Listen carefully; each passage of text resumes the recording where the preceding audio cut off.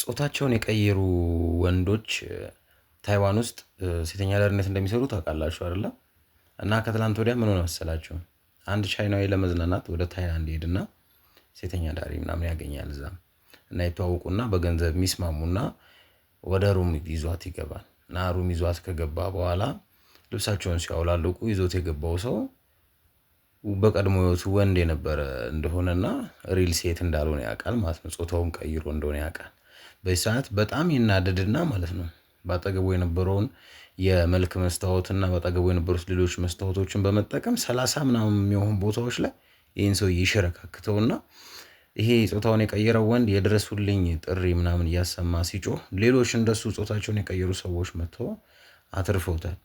እና ታይላንድ ውስጥ ያንን ስራ የሰራው ቻይናዊ ወዲያው ወደ ሀገሩ ቻይና ተመልሷል ማለት ነው። አሁን የታይላንድ መንግስት ክስ ምናምን ከፍተዋል ማለት ነው። ይሄን ሰውዬ ለመያዝ ሰውዬው ያለበትም አልታወቀም።